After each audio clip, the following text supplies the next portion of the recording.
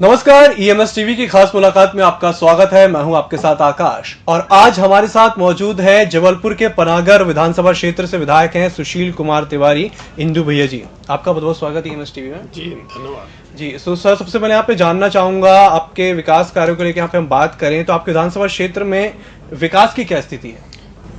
हमारे यहाँ पर अभी हमारे 3 साल के कार्यकाल में लगभग 150 करोड़ रुपए के विकास कार्य हुए हैं जी। और माननीय शिवराज जी की इच्छा से ये सारे काम स्वीकृत हुए हैं। उन्होंने यह माना है कि लगभग 30 साल से यह विधानसभा आदिवासी और विभिन्न वर्गों में बटी थी। कुछ दिन तक कांग्रेस का शासनकाल रहा और हमारे विधायक थे, उसके बाद भी धनराशि की अभाव रहता रहा जी। इस बात को बहुत गंभीरता से माननीय शिवराज जी ने लिया और इसमें हमें पर्याप्त राशि दी, जिससे हम संतुष्ट और विकास के लिए वहाँ पर लगातार जबरदस्त काम हो रहे हैं। जी, तो अभी तक आपके विधायक रहते हुए वहाँ पे आपने क्या काम करवाए?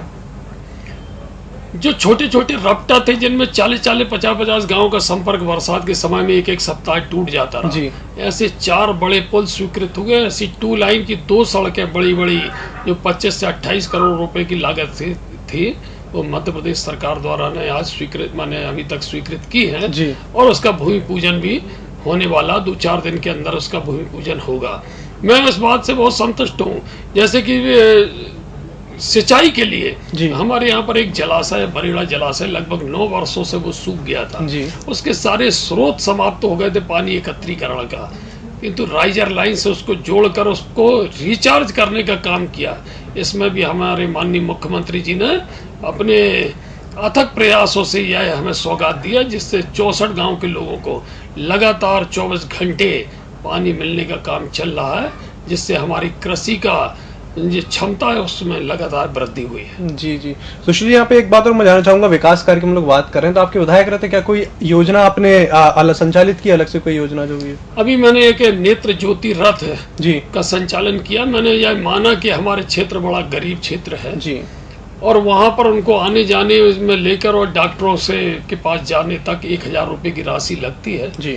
मैंने एक बढ़िया नेत्र ज्योति रथ का संचालन किया, जिसमें एक ट्रक के माध्यम से कंप्यूटर की सारी मशीन और प्रशिक्षित डॉक्टर उसको जाते हैं, लेकर जाते हैं और वही प्रशिक्षण के दौरान उनकी जांच करते हैं और जांच के दौरान जिनको चश्मा की आवश्यकता पड़ती है उनको चश्मा देने का हम अपने खर्च से काम करते हैं जी। और शासन और हमारे कोऑर्डिनेशन से हम लोग प्राइवेट डॉक्टर से उनकी मोतियाबिंद की ऑपरेशन भी कर रहे हैं। इस प्रकार कोई भी हमारी विधानसभा में एक जो सर्वव्यापी अभियान चल रहा है, कोई भी व्यक्ति अंधा ना हो पाए, इसके लिए निरंतर उसके लिए हम और मध्य प्रदेश सरकार चिंता कर रही है। जी, तो ये निःशुल्क उपचार हो रहा है पूरा? बिल्कुल निःशुल्क उपचार। इसमें हमारे द्वारा कोई भी धनराशि किसी से नहीं ली जाती। हमारे ट्रक गांव-गांव तक जाते हैं और उसमें जाकर हमारे अनुभवी डॉक्टर, उसमें प्रशिक्षित डॉक्टर उसमें एक एक व्यक्ति की जांच करते हैं और उसके 3 या 4 दिन बाद हम चश्मा वितरण स्वयं जाते हैं करते हैं और हमारी भारतीय जनता पार्टी के कार्यकर्ता भी उसमें शामिल होते हैं। जी जी बिल्कुल। सुशील जी, तो जैसे क्षेत्र की जो जनता उनकी समस्या सुनने के लिए आपने क्या नवाचार किया है? अब जैसे हम लोग दौरों में रहते हैं या विधानसभा में आते हैं तो हमारे कार्यालय में एक व्यवस्था है कि कोई भी व्यक्ति अगर हमारे कार्यालय में आता है तो हमारे यहाँ पर आइडेंटिटी के लिए उसकी फोटो के साथ उसकी पावती दी जाती है कि वह फलाना काम के लिए गए। जहाँ तक हमारे निज सचिव हैं, अगर उस मामले को अगर निपटा सकते हैं तो वहीं पर निराकृत करके उनको पावती दे दी जाती है, नहीं तो उनको उनकी शिकायत की पावती हम लोग तत्काल देते हैं, जिस पे हम प्रतिदिन रोज रात में उस पर निर्णय लेकर उनका काम करने का काम करते हैं। माने आप ये मान के चलो कि यदि कोई समस्या आती है हमारे कार्यालय में आती है, हमारे पास आती है, तो उसको एक दिन माने 24 घंटे में उसका निराकरण करने का काम हमारे द्वारा किया जाता है।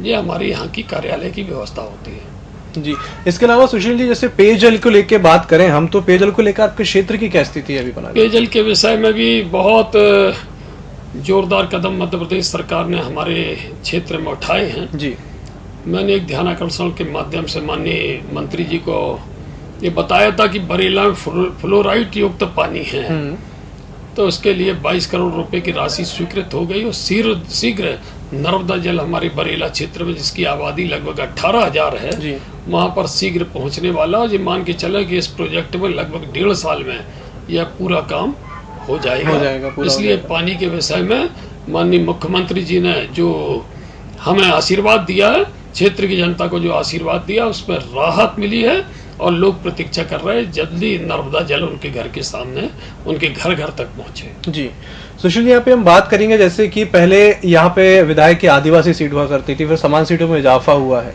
तो इसको लेके मतलब क्या विकास कार्य कुछ प्रभावित हुए हैं? अब उस समय के कालखंड में जब आदिवासी हुई या जब कांग्रेस की सरकार थी, तो उस समय काम के लिए धनराशि नहीं हुआ करती थी जी। जहाँ पुल की जरूरत वहां पे सिंपल रपटा, जैसे 12 लाख रुपए की लागत से वो रपटा बना देते रहे, पर उस समय की कालखंड में उस 1.25 करोड़ का पुल नहीं बनाते रहे जी। तो आज हम लोगों ने उसको परिवर्तन करते हुए माननीय शिवराज जी ने इस विषय को गंभीरता से देखा है जी। और उसके लिए हम लोगों ने वो राहत दी कि कोई भी व्यक्ति को आने जाने में सड़क माध्यम से कोई कसर नहीं छोड़ी जाएगी, वो अपने घर कभी भी सुरक्षित पहुंचे।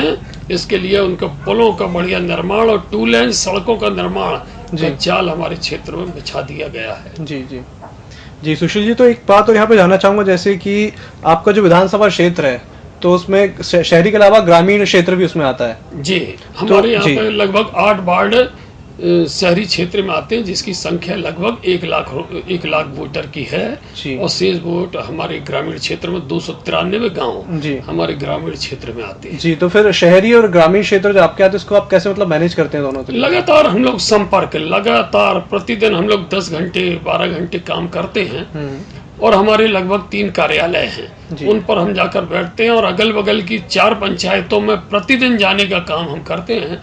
इस प्रकार लगभग हम लोग जब से चुनाव जीते हैं तो एक एक गांव में 15 से 20 बार हम लोग जा चुके हैं और नेत्र ज्योति रथ जो है ये हमारे लिए वरदान साबित हुआ है। इसके बहाने या तो हम रथ जब जाता है, जब हम जाते हैं, या फिर चश्मा वितरण में जाते हैं, या फिर जो लोग रहते हैं। और एक बात और बता दें कि जो लोगों का नेत्र परीक्षण किया जाता है उनको हम लोग अपनी खर्चे से अस्पताल तक, प्राइवेट हॉस्पिटल तक लेकर जाते हैं और प्राइवेट हॉस्पिटल में उनको भोजन की व्यवस्था होती है और वापस ऑपरेशन करके उसी स्थान पर पहुंचाने का काम भी हम लोग करते हैं। ये सबसे महत्वपूर्ण बात है और इसमें मैं समझता हूँ कि बार बार जब हम गाँव में जाते हैं तो हमारा सेंटीमेंट, हमारी विचारधारा और हमारे बीच में जो मिलन होता है वो एक परिवार का वातावरण का भाव पैदा होता है।